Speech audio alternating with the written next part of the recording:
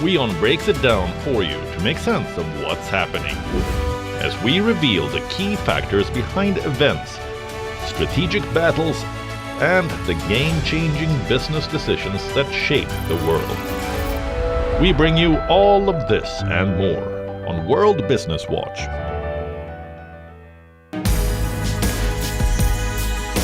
WION brings you a special business talk show where we bring forth the stories of business leaders. From breakthrough technologies to visionary leadership. We will unlock the trends, the tactics, and dive into the minds of the industry's most influential leaders. WION brings you this special series to uncover what drives them in a candid talk show, WION Business Masters.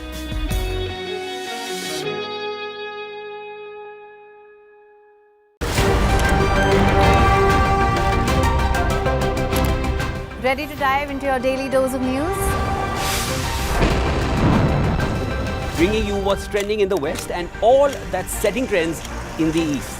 And all of this served up with a side of insightful banter. We don't just bring you the latest stories. We bring you your talking points for the day. And while you do that, from the busy streets of New York, I will provide you with deeper insights on the developments through the course of the day in the US. And I will be here at the WION headquarters, getting you all the action from the universe of sport. All that you need to know about your favorite teams and players right here. The show that keeps you ahead of the global curve. A conversation you'd want to be a part of. A place where news becomes an engaging exchange. We bring you stories that impact your present. This is World DNA. Join the conversation.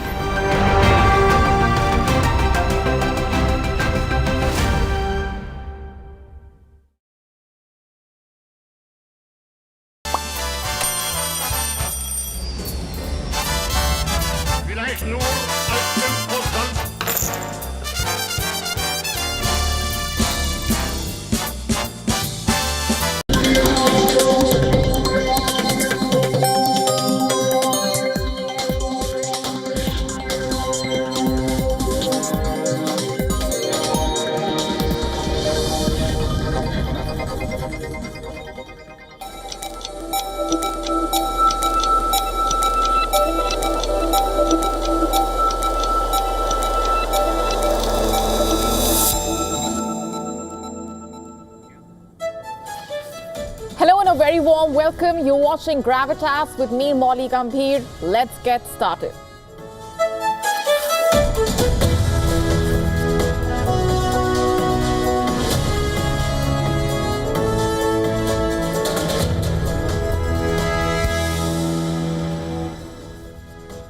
Our top story tonight is about Russia as Syria remains on the boil. Moscow is putting West and its allies on notice. Its message is loud and clear. It will not hesitate in unleashing its nuclear might to safeguard its strategic interests in Ukraine as well as Syria. And on Gravitas tonight, we join those dots for you and get you the bigger picture. And here's a look at what else is lined up for you on the show. We get you the latest from South Korea, where calls for the president's ouster are not just coming from the opposition, but also from within his own party. America seems to be turning into Trump Private Limited, with his pals and relatives becoming US ambassadors. We get you the complete story. A mysterious flu-like disease is haunting Congo, while the bleeding eye virus is on the prowl in Rwanda. We tell you all that you need to know.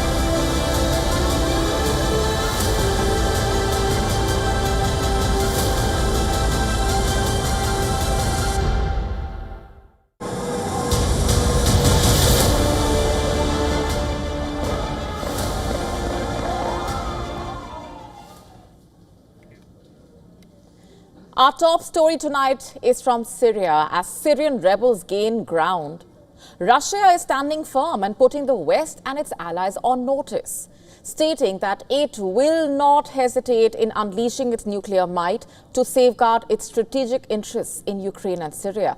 And amid all this, Iran is waiting and watching, perhaps looking poised to act. The stakes in West Asia continue to remain high, and a lot of potential moves could still reshape the power balance in Syria. Let's start off with the Russian Foreign Minister Sergei Lavrov issuing a direct warning to the West. In an interview, Lavrov said Russia is quote-unquote ready to use any means to defend itself. Listen in.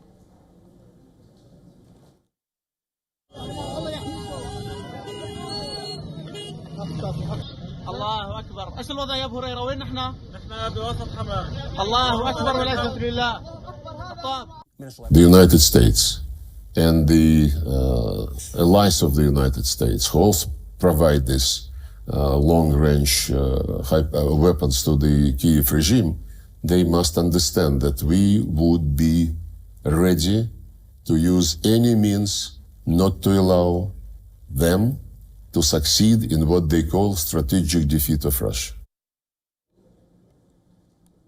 As you just heard, Lavrov's words carry an unmistakable undertone. Nuclear force is not off the table. You see, Lavrov's statements come just weeks after Russia's Oreshnik hypersonic missile was fired on Ukraine's Dnipro. And this missile attack was not just a show of strength, it was a message that the Kremlin's red lines are fixed and anyone doubting their resolve does so at their peril. In fact, Lavrov made this clear. Westerners have been pronouncing lately that, well, don't believe that Russia has red lines. They announce their red lines. These red lines are being moved again and again and again. This is a very serious mistake.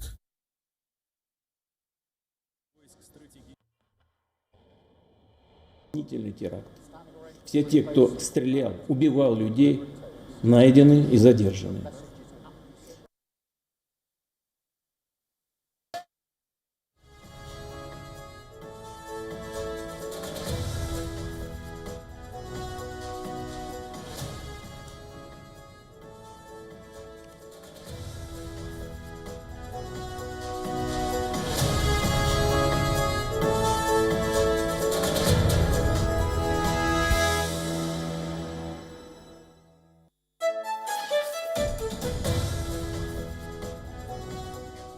Russia's nuclear rhetoric perhaps underscores a broader strategy, deterring the West and its allies from deeper involvement. But like we told you, this is not just about Ukraine. The implications rippling across West Asia, where Russia's interests in Syria reportedly hang in the balance. Syrian rebels, bolstered by their recent successes, are surging southward, capturing key cities in rapid succession. In fact, like we told you yesterday, the rebels captured Hama, the country's fourth largest city, and now they are moving towards another key Syrian city of Homs. Damascus, Assad's stronghold, lies just over 200 kilometers away, and it's not just the Syrian capital under threat. Russia's vital naval base in Tartus, vital to its Mediterranean strategy, is also perilously close to rebel-controlled territories, just 100 kilometers away. Now, the distance of 100 kilometers and 200 kilometers may seem quite a lot, but the pace at which the rebels are capturing territory suggests otherwise. Let's just put that into context for you. The Syrian rebels launched their surprise offensive from Idlib on November 27, covering a distance of over 66 kilometers. They captured Aleppo within 3 days on November 30th. In fact, they further marched for the city of Hama, which is around 136 kilometers from Aleppo, and seized it in the next 5 days. And now the rebels have pushed on towards Homs, which lies just 40 kilometers south of Hama, and have vowed to advance towards Damascus. Assad's seat of power, which is around 163 kilometers from Homs. In a matter of 10 days, 2 major cities have already fallen to the rebels, putting Assad's control under major threat. So why is Syria so important for Russia?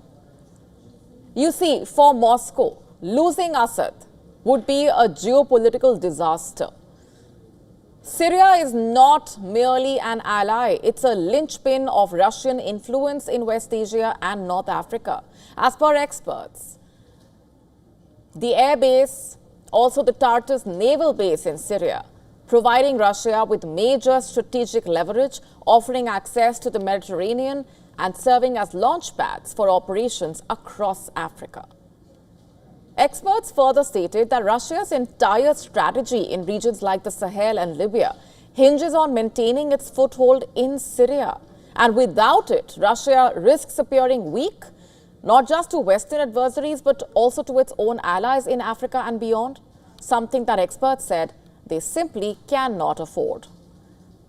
Lavrov reportedly admitted that stabilizing the situation in Syria is not easy. It's a complex game involving many actors. The next big question in Syria is, when will Tehran intervene? You see, just like Russia, Syria is vital for Iran as well. As per reports, through Syria, Iran maintains a direct land corridor to its proxies in Iraq, Lebanon, and beyond. This corridor, in fact, is reportedly vital for supplying Hezbollah and other allied groups, ensuring Tehran's dominance in the region. For Iran, losing Syria is reportedly unthinkable.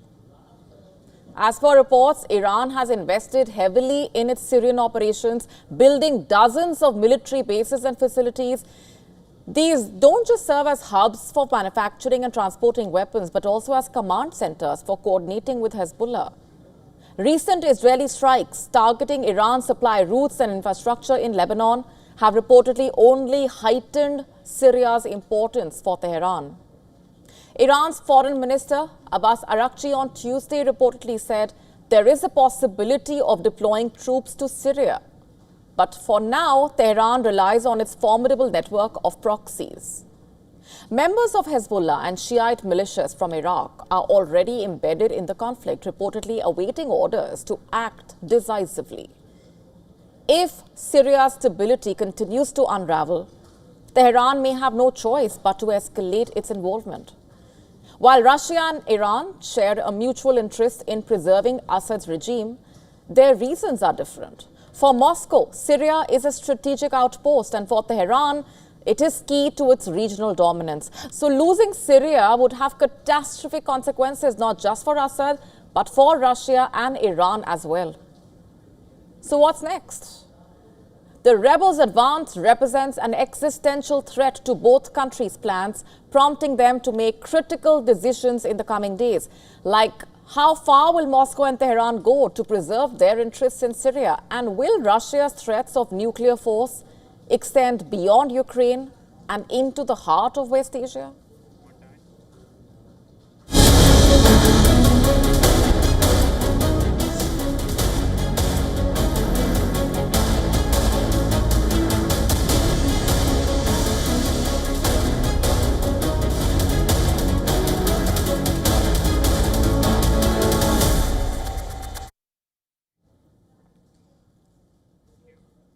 Chaos has taken over Bangladesh. Ever since the fall of Sheikh Hasina's government in August, there have been hundreds of attacks against Hindus, the biggest minority group in Muslim-majority Bangladesh. Even Muhammad Yunus himself has admitted to the targeting of minorities happening and visited Dhaka's historic Dhakeshwari temple to reassure the country's Hindu community. In fact, the country is sliding into terror chaos. It seems to be turning into a terror hub. Let's break it down for you. The new UK travel advisory warns that terror attacks are likely in Bangladesh.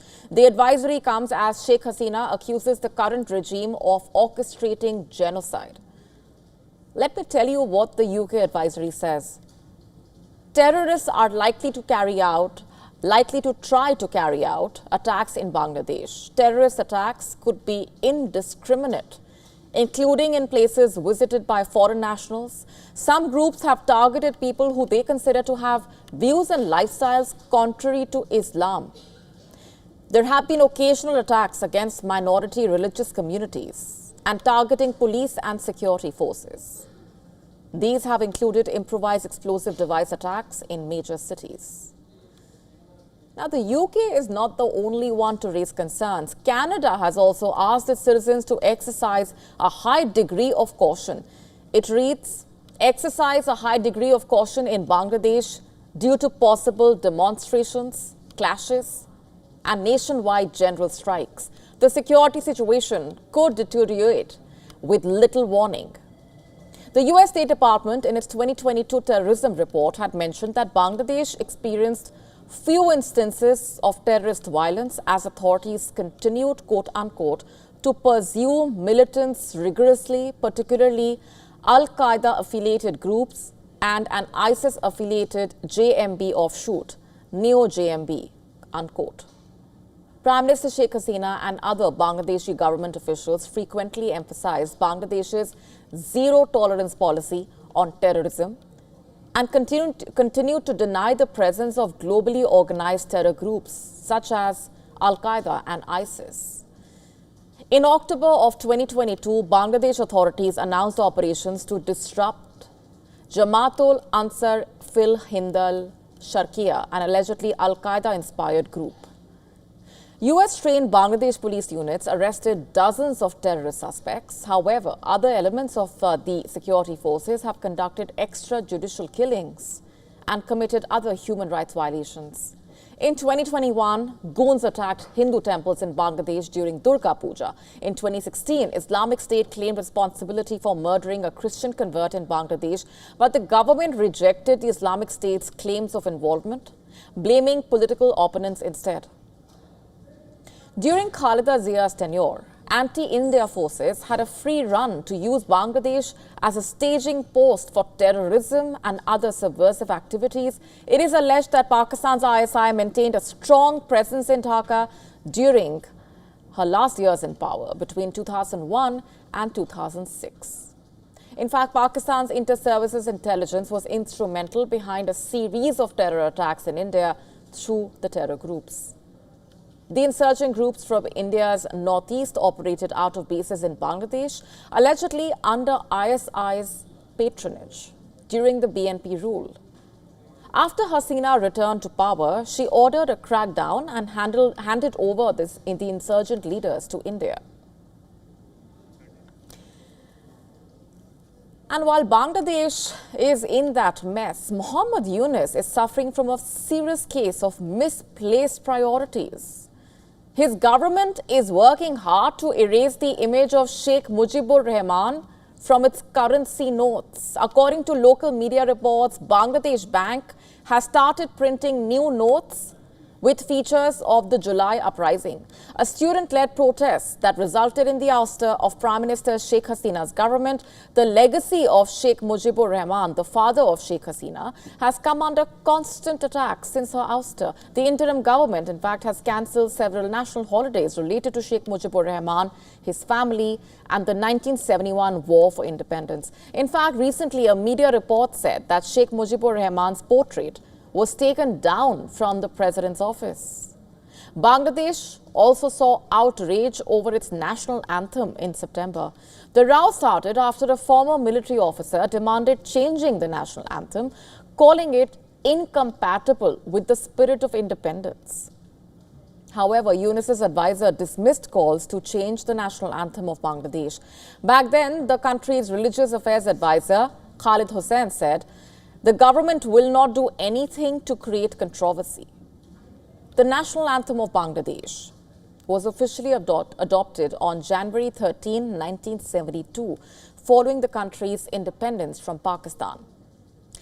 Renowned poet Rabindranath Tagore, who is the creator of India's national anthem, Jana Gana Mana as well, originally wrote the song in 1905 when the ruling British under then Viceroy Lord Curzon divided the Bengal presidency into two parts. The song was a part of the movement against this partition which was eventually annulled in 1911.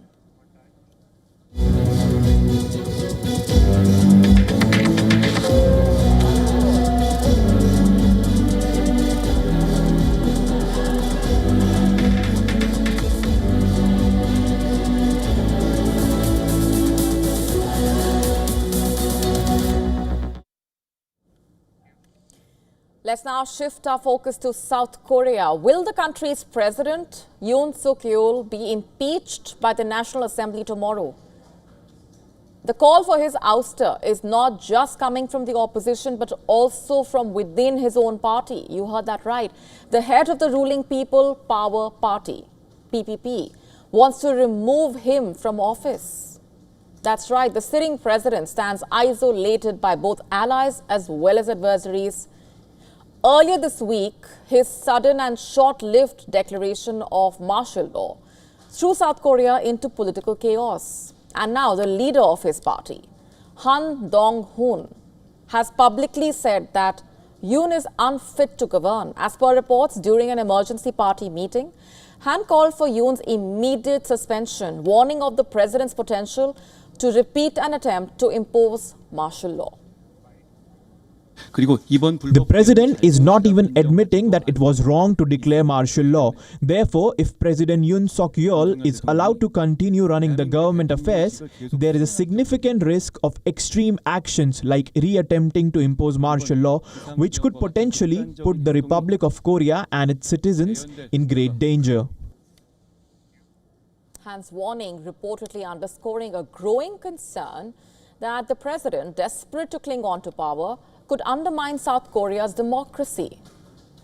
On Tuesday night, the president imposed martial law, banning political activities and deploying troops to seize control of the National Assembly. Soon after, the South Korean National Assembly voted against the martial law, and the declaration lasted a mere 6 hours. But the damage was done. Even South Korea's military has now drawn a clear line. As per reports, the Defense Ministry and the Special Forces Command have outrightly refused to entertain any future martial law orders from Yoon. Lieutenant General Kwak Jong-gyun, speaking during a live broadcast, reportedly said that if he receives such an order again, he will reject it outright. And what about the legislature? Like we told you earlier, the National Assembly is gearing up for an impeachment vote tomorrow. Reportedly, a two-thirds majority required to pass the motion. The opposition holding 192 of the 300 seats, needing just 8 defections from the ruling party that has 100 seats in the Assembly. Han's public condemnation, perhaps, has bolstered those chances. As per reports, if the impeachment motion passes, Yoon will be suspended while the Constitutional Court deliberates his fate. If the court also rules against him, South Korea will face fresh elections within 60 days. But let's just take a step back here. You see, President Yoon's troubles did not start with the martial law. As per reports, his approval ratings have been in free fall ever since he took office in May 2022. With accusations of him being out of touch with the ordinary citizens. In April, in fact, he reportedly praised the reasonable price of spring onions at a government-subsidized market. What was the problem?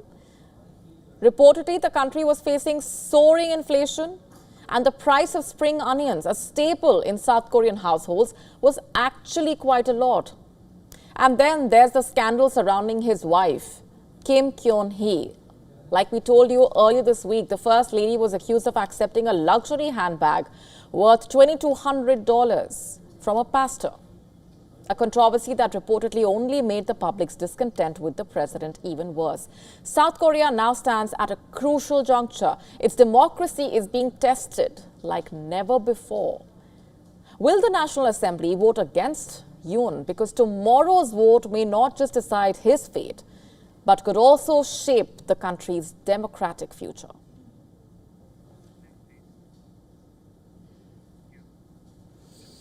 On to the UK now. Reform UK has surged ahead of the Labour in a shocking national opinion poll, with 24% of the voters backing Nigel Farage's party. Labour trails closely behind with 23%, while the Tories lead with 26%. This marks the first time Reform UK has overtaken the Labour in a Westminster voting intention poll. In fact, the poll conducted by Find Out Now surveyed 2,607 adults and shows a 2-point increase for Reform UK from last week. Labour, on the other hand, has dropped by 2 points. This significant shift in public opinion has sparked confidence in Reform UK's leadership, with the chairman saying that he is confident this momentum will carry them to victory in the next general election. In fact, the Reform leader, Nigel Farage, says that the poll shows his party has real momentum.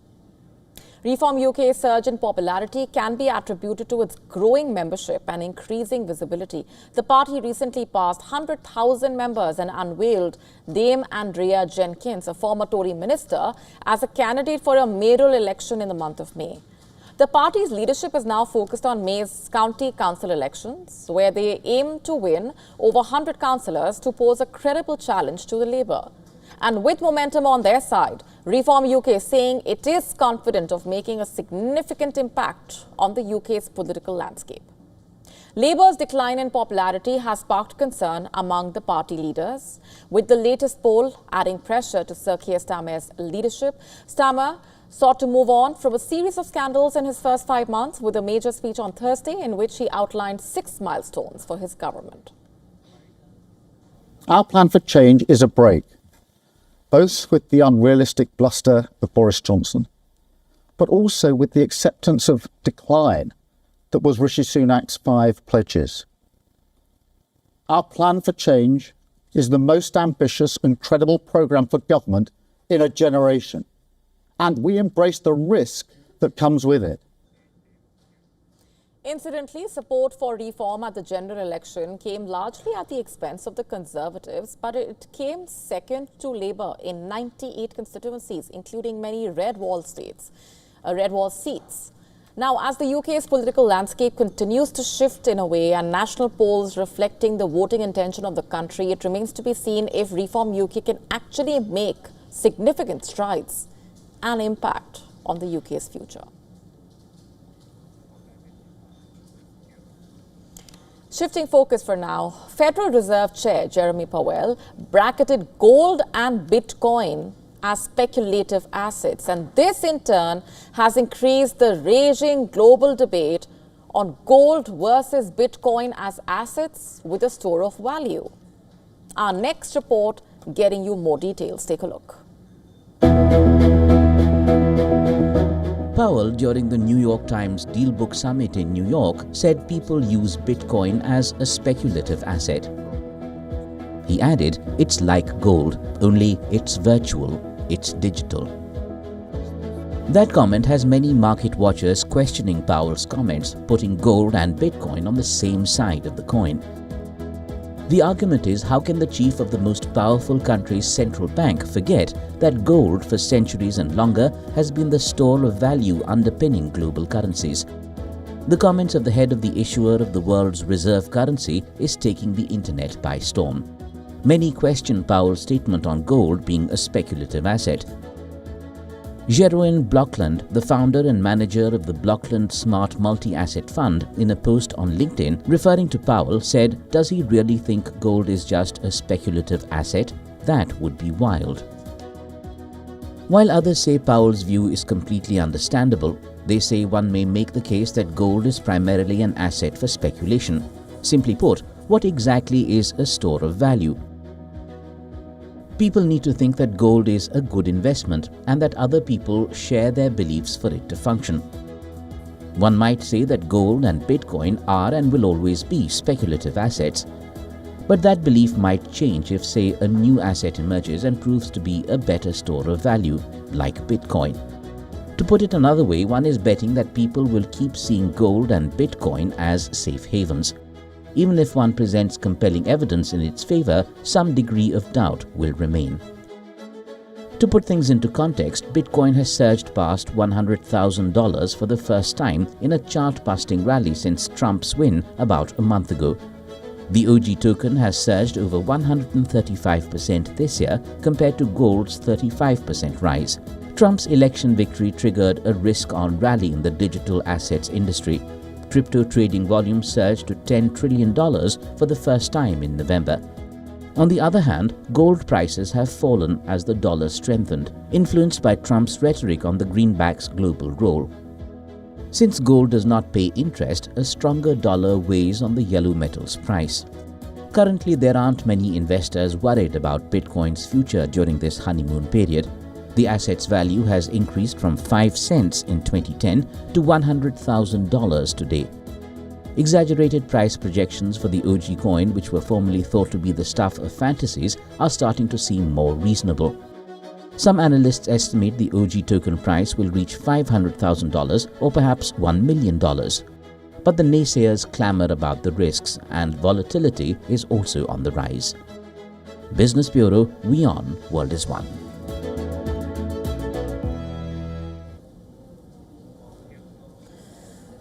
On to Pakistan now. Former Pakistan Prime Minister Imran Khan has issued an ultimatum to the government, warning of a civil disobedience movement if his party's demands are not met by December 14.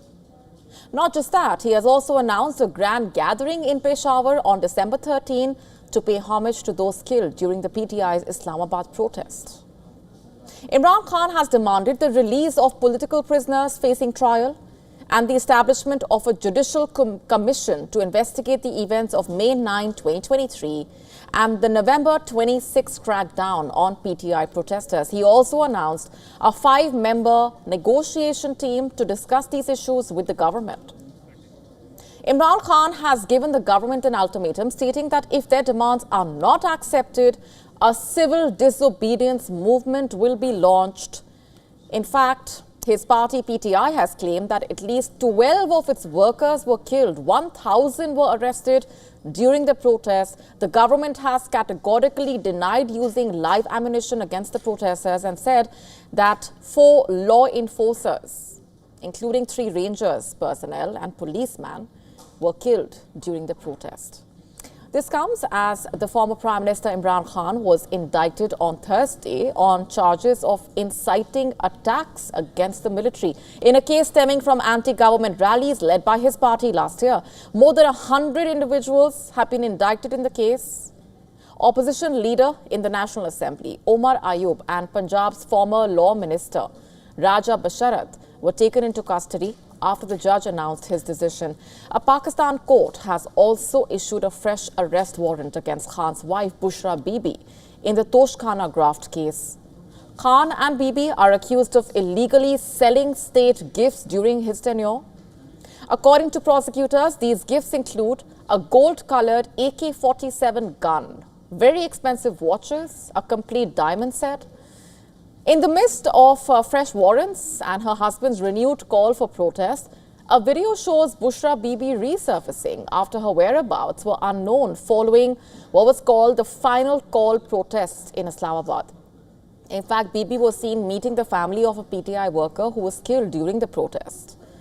Pakistan's army has called for strict laws to be implemented with respect to free speech as the military feels that polarization is growing under its disguise. At a commanders' conference in Rawalpindi, chaired by Pakistan's Chief of Army Staff General Asim Munir, military leaders raised concern over quote-unquote growing unethical use of freedom of expression. Meanwhile, the chairman of Pakistan's Telecommunication Authority has denied the existence of any policy causing slow internet speeds in the country. This comes as several internet users have accused the government of deliberately slowing down to crush dissent.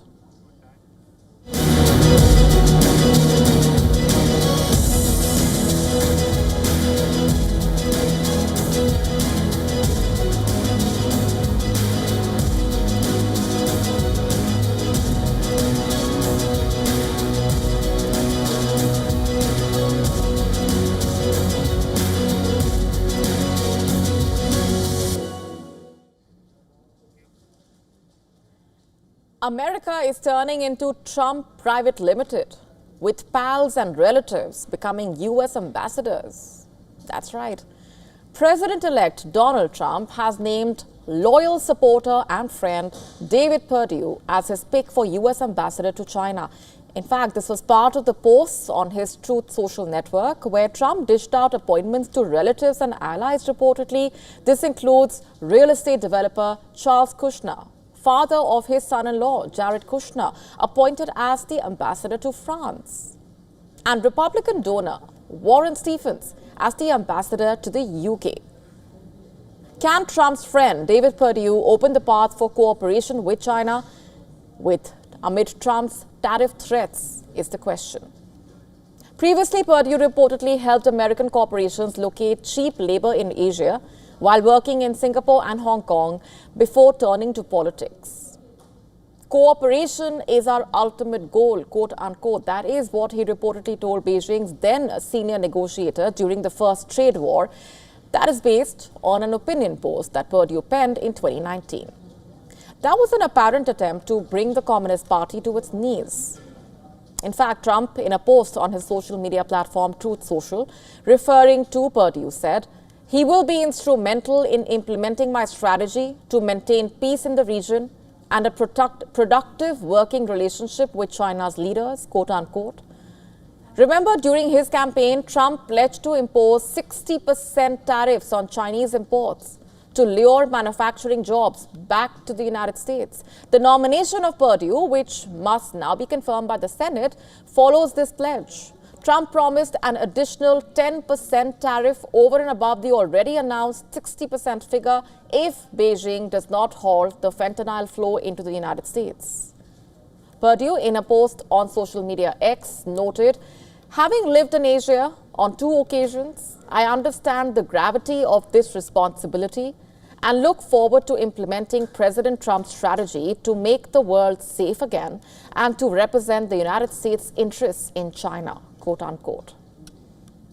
As tensions rise between the world's 2 biggest economies in anticipation of a trade war, the United States ambassador to China will play a pivotal role in easing relations between the 2 sides. Perdue will take over from Nicholas Burns, a career diplomat, who is leaving his position after working under Terry Branstad. Branstad, in fact, was a former governor of Iowa and a long-time ally, reportedly, of President Xi Jinping.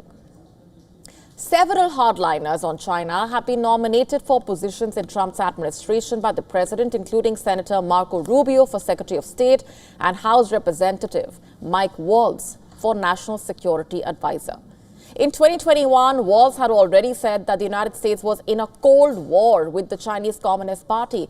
Rubio was about to make history as the first sitting Secretary of State to be sanctioned by Beijing. In fact, Trump struck a final settlement in the first trade battle, which Perdue lauded. However, back then, Perdue had warned that avoiding worsening ties required an agreement with China. What he does this time around remains to be seen.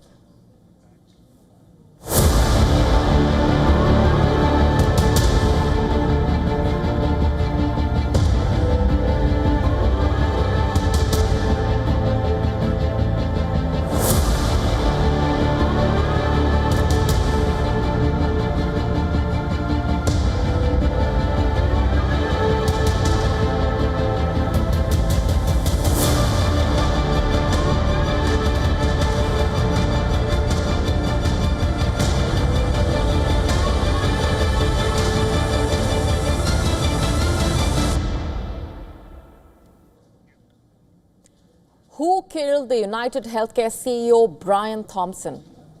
More than 48 hours on, the mystery is only deepening as the New York police is still on the hunt for the answer to that big question. This despite having a new security camera picture of the gunman, where the suspect's face is uncovered.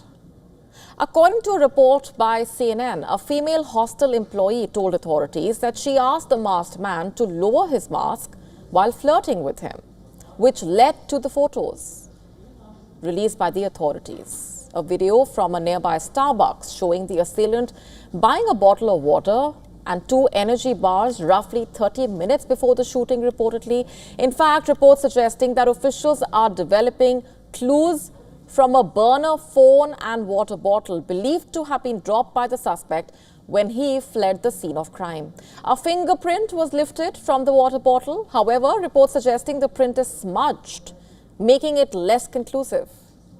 Meanwhile, reports are saying that bullets used to shoot and kill Thompson had words written on them. Reports citing police officials said that the words delay, deny, and possibly depose appeared on shell casings recovered from the scene of the shooting. The report added that each word was meticulously written onto the casings. It is believed that these words could reference the 3 Ds of insurance coined by the industry's critics, which are delay, deny, and defend.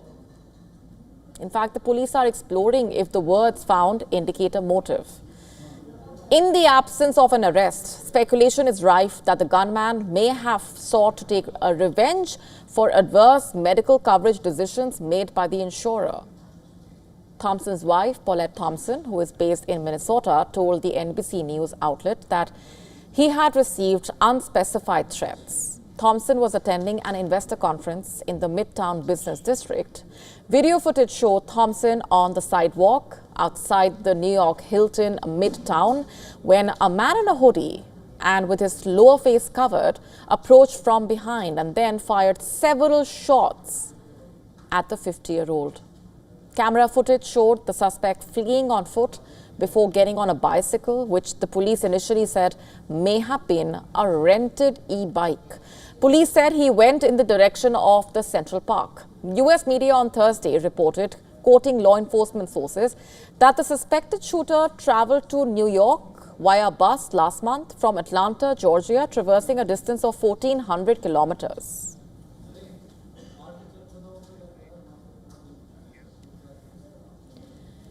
Our next story is about a mysterious disease that has sent alarm bells ringing in Congo.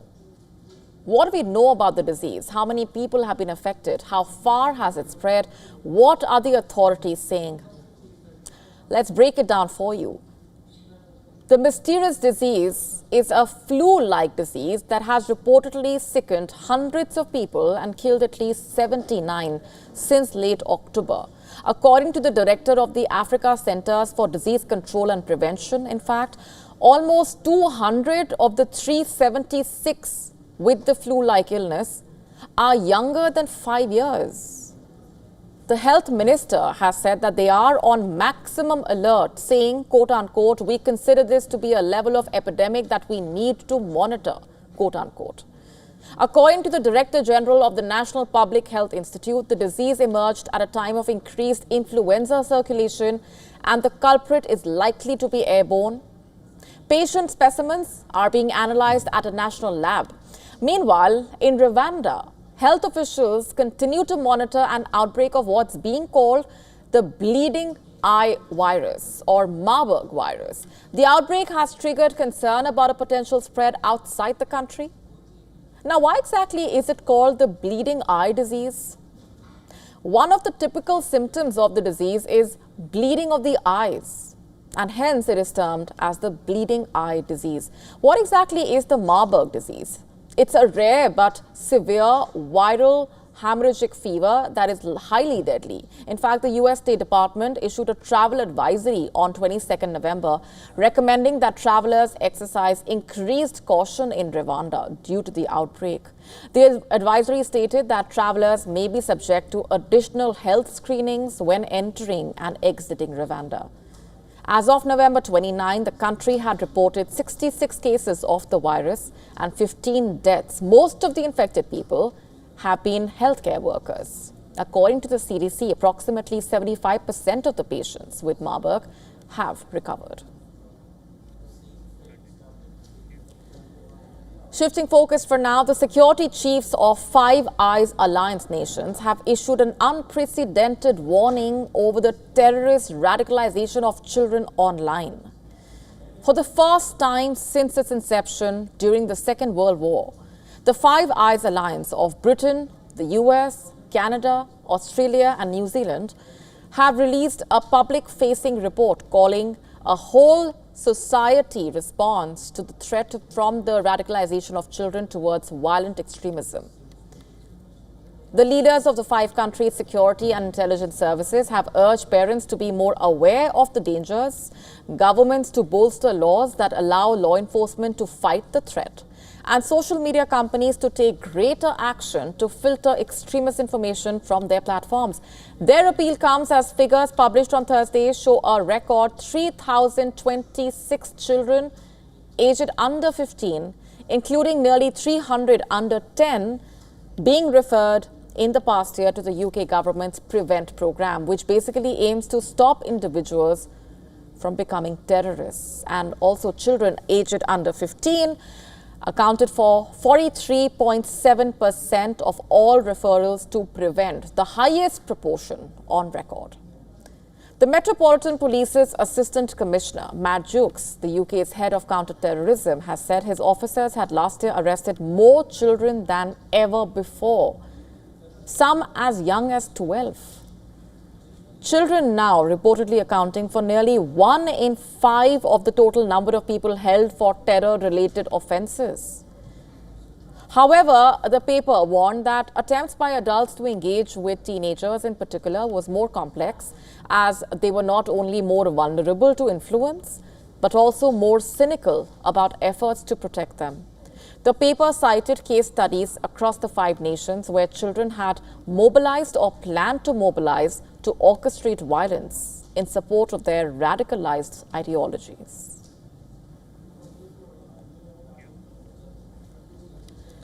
A federal judge has rejected a plea agreement between Boeing and the US government regarding the 737 MAX crashes. The deal, which included a $487 million fine, was struck after Boeing admitted to defrauding the Federal Aviation Administration during the aircraft certification process. The crashes in 2018 and 2019 killed 346 people and led to a 20-month grounding of the jets. Families of the victims arguing the fine is insufficient. They reportedly cited Boeing's previous profits from the flawed planes and demanding accountability for the design flaws that caused the crashes. The judge raised concerns over the plea deal's oversight mechanisms, particularly the process of selecting an independent monitor to ensure Boeing improves safety and quality standards. The judge criticized the Justice Department's handling of Boeing's compliance under a previous 2021 agreement and highlighted the public's lack of confidence in Boeing's probation. The court's rejection signals a push for stricter oversight and a re-evaluation of Boeing's accountability measures to prevent future safety lapses. The victims' families see the court's decision as a victory, demanding a renegotiation of the deal to reflect the 346 lives lost. They argue the proposed $487 million fine is a sweetheart deal, falling short of the $24.8 billion in damages sought. Boeing had agreed to a 3-year compliance program and increased safety spending by 75%, but the court deemed these measures inadequate. The Justice Department's claim that Boeing's fraud did not directly cause the crashes further complicates the case. The court's intervention sets a precedent for stronger judicial scrutiny in corporate accountability.